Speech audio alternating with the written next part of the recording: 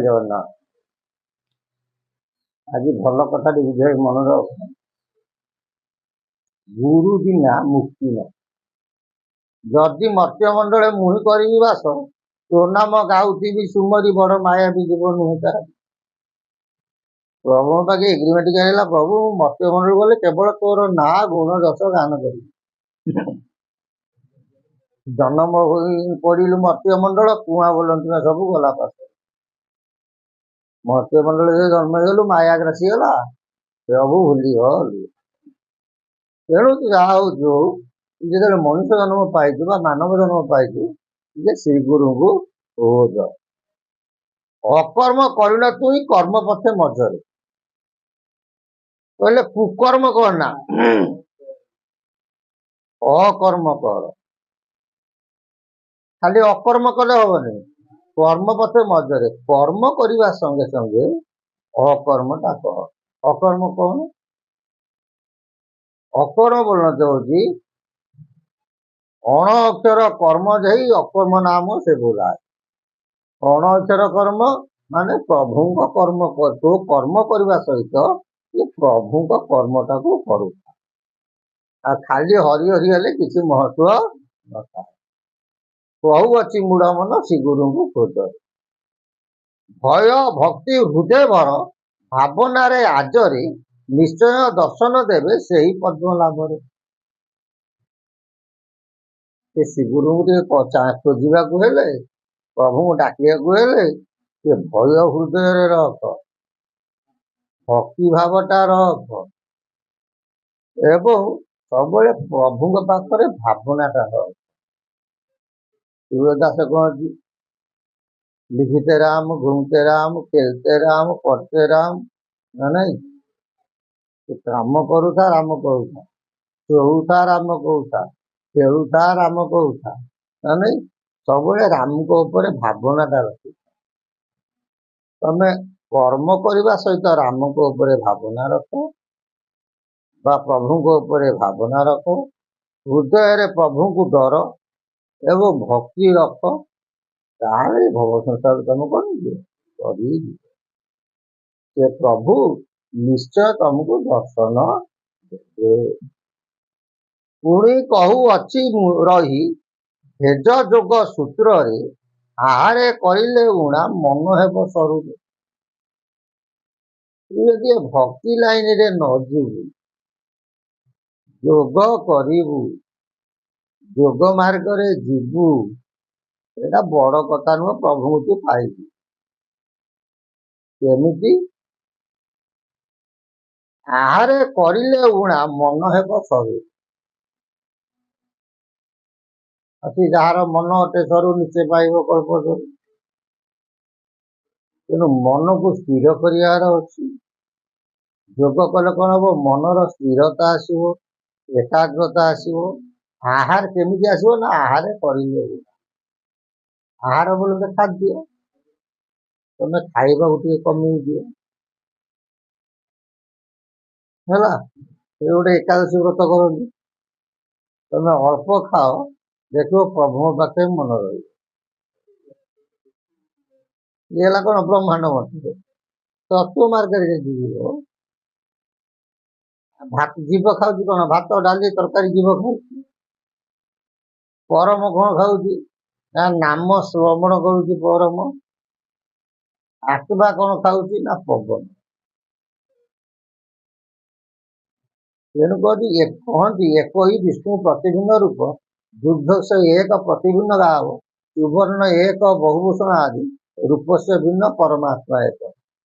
मैंने कुकुर धीरे जो आत्मा पुरुष, मनुष्य धीरे से आत्मा, तो कीट पतंग समति धीरे से आत्मा से खाऊ। तेणु गोटे आत्मा पुरुष गोटे है, भोजन गोटाए हम ना अलग हम, गोटाए हम। से कौन ना पवन। कीट पतंग तरु तृण से सब भक्षण सब कौन कले, आत्मा यदि गोटाए है से पवन को भक्षण कले। किंतु कुकुर विष्टा खाऊ, घुषुड़ी कौन कर विष्टा खाऊ, ये सब खाऊ कहीं ना प्रकृति रूपक खाद्य को से भक्षण करे। किंतु आत्मा पुरुष को से भक्षण, आत्मा पुरुष ताकू भक्षण कला, से कौन भक्षण कला ना पवन। ଆଉ ଗୋଟେ କଥା କୁହନ୍ତି, ଜନ୍ମ ବେଳେ ଜେଡ଼ିକି ମଲା ବେଳେ ସେଡ଼ିକି। ସେଇଟା କଣ? ଜନ୍ମ ବେଳେ ଜେଡ଼ିକି ହେଇଥିଲା, ମଲା ବେଳେ ସେଡ଼ିକି। ସେ ଆତ୍ମା ବୋଲି ହେଲା। ତୁ ଯଦି ସେ ପବନକୁ ଉଣା କରିଦଉ, 21,606 ପବନ ତୁ ନିଶ୍ୱାସ ନଉଛୁ 24 ଘଣ୍ଟା, ସେଥିରୁ ତୁ ଯଦି ଟିକେ ଉଣା କରିଦବୁ, ସେ ମଧ୍ୟ ପ୍ରଭୁଙ୍କ ପାଖେ ଧାରଣା ନେଇକି ମନର ସ୍ଥିରତା ଆସିଯିବ। ମନ ସ୍ଥିରତା ଆସିଗଲେ ଦର୍ଶନ ନିଶ୍ଚୟ ଦେବେ, କଳ୍ପ ଧରି ପ୍ରଭୁ ନିଶ୍ଚୟ ଦର୍ଶନ ଦେବେ। ବୃଥାରେ ନମର ସଦା କହୁଅଛି ସତ୍ୟରେ। ଏ ମାୟା ଭଙ୍ଗରେ ଯେ ବୃଥାରେ ତୁ ଭ୍ରମନା, ଏଇ ଦିଟା ବାଟ ପଡୁ। ଏ ଜଙ୍ଗଲ ସାରା ବୁଲିକି ହରି ହରିଲେ କିଛି ମହତ୍ଵ ବୁଝିପାରୁଛୁ। ପାହାଡ ଭିତରେ ଯୋଗ କଲେ ଏକାଗ୍ରତା ଆସିବ, ପର୍ବତରେ କଲେ ଏକାଗ୍ରତା ଆସିବ, କିନ୍ତୁ ତମେ ଡରିକି କଲ, ସମାଜକୁ ଡରିକି କରୁଛ ନା ନାଇଁ। କାରଣ ଏଠି ହୋ ଆ ହଉଛନ୍ତି ଲୋକ, ଗାଡି ଘୋଡା ଯାଉଛି, କରିହବନି। କିନ୍ତୁ ଗାଡି ଘୋଡା ଗଲେ ମଧ୍ୟ କରିହବ। କେମିତି? ଏଇ ଭାବଟା ଦରକାର। ଏଇ ଭାବ କଲେ ତମର ପାହାଡ ପର୍ବତରେ ରହିବାର କିଛି ଦରକାର ନାହିଁ। ବୃଥାରେ ନମର ସଦା କହୁଅଛି ସତ୍ୟରେ। ତମେ ମାୟା ପଙ୍କରେ ବସି ଧର୍ମ ନାହିଁ। କହେ ଶିଶୁ ଅଭିଧ୍ୟାୟୀ, ଶିଗୁରୁ ପଦରେ ରହି କସ୍ତୁରୀ ପାଇଁକି ମୃଗ ଭ୍ରମୁଥାଇ ବୃଥାଏ। ମୃଗର ନାଭିରେ ଗୋଟେ କସ୍ତୁରୀ ଅଛି, ମୃଗ ଜାଣିନି, କିନ୍ତୁ ବାସ୍ନାଟା ଭଲ ହଉଛି। ସେ କୁଆଡେ ବାସ୍ନା ହଉଛି ବୋଲି ସେ ଚାରିଆଡେ ଭ୍ରମୁଛି, କିନ୍ତୁ ମୃଗ ଜାଣିପାରୁନି ତା ଭିତରେ କଣ ହେଇଛି, କସ୍ତୁରୀଟା ଅଛି ତା ନାଭି। ସେମିତି ଆମ ପାଖେ ସବୁ ଜିନିଷ ଅଛି, ଆମେ ଜାଣିପାରୁ ନା। ଆମେ ବୃଥାରେ କଣ କରୁଛେ, ବ୍ରହ୍ମାଣ୍ଡ ସାରା ଭ୍ରମୁଛେ। ବୁଝିପାରୁଛ ନା? ତେଣୁ ବୃଥାରେ ନମର ଦୁଇଟା ଉପାୟ ଅଛି, ଗୋଟେ ଭକ୍ତିଭାବ ସୂତ୍ର ଅଛି, ଗୋଟେ ଯୋଗ ସୂତ୍ର ଅଛି। ତୁ ଯେତେ ତପସ୍ୟା କଲେ ମନ ସରୁ ଦରକାର, ଯେତେ ଭକ୍ତି କଲେ ଭାବ, ଭୟ ଏବଂ କଣ ଭକ୍ତି, ତିନିଟା ଆକୁ ଦରକାର। ଭକ୍ତି ଯଦି ଅଛି ତୁ ଭକ୍ତ ହେଇଯିବୁ, ପ୍ରଭୁ ପାଇଯିବୁ। ଆଜି ଯୋଗ କରିବୁ, ଆହାରେ ଉଣା କରିଦେଲେ କଣ ହେଇଯିବ, ମନ ସରୁ ହେଇଯିବ, ପ୍ରଭୁ ଦର୍ଶନ କରିବୁ। ସେ ଯା ହଉ, ଏହିପରି ଭାବରେ ଗଲେ ସେ ପରମ ଗୁରୁଙ୍କର କଣ ହବ। ଆଉ ଏ ମାର୍ଗରେ ଆଉ କିଛି ଜିନିଷ ରହିଯାଇଛି, ତାକୁ କିଏ ବତେଇବେ ନା ସଦଗୁରୁ ବତେଇବେ ବା ତତ୍ଵଗୁରୁ ବତେଇବେ। କାରଣ ସେ ଚାରି ବେଦର ଉପର କଥା କହିବେ ହେଲା।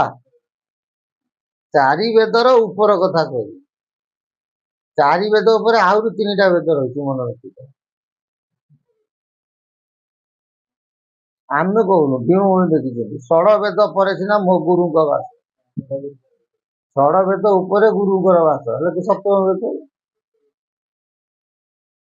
ତେଣୁ ଆମେ ସବୁ ଜାଣିଛେ ରୂପସାମ ଯଦୁରଥ ସାକାରବାଦ ବିଦ୍ୟା, ସିଏ ହେଲା କଣ, ଗୁରୁ ହସ୍ତ ବିଦ୍ୟା। ଗୁରୁ ହସ୍ତରେ ହେଲା 3, ସ୍ଥୂଳବାଦ ରହିଲା କେତେ, 4। ତେଣୁ ହେଲା କେତେ ବିଦ୍ୟା, 7। ତେଣୁ ମନୁଷ୍ୟ ଜୀବନରେ ମୁଖ୍ୟ ଦରକାର ଗୁରୁ କୃପା ହିଁ କେବଳ। ଆଉ ମନୁଷ୍ୟ ଯିଏ ପ୍ରକୃତ ମାନବ ଯିଏ, ସିଏ ଦୁଃଖ ଖୋଜେ ନାହିଁ କି ସୁଖକୁ ଖୋଜେ ନାହିଁ, ସେ ସବୁବେଳେ ଖୋଜେ ଶାନ୍ତି। ଯାହା ଜୀବନରେ ଶାନ୍ତି ନାହିଁ, ସିଏ କଣ ମରିଚିକା ସମକକ୍ଷ। ବୁଝିପାରିଲେ? ଜୟ ଜଗନ୍ନାଥ। ପ୍ରଭୁଙ୍କ ସଦିଚ୍ଛା ପୂର୍ଣ୍ଣ ହଉ।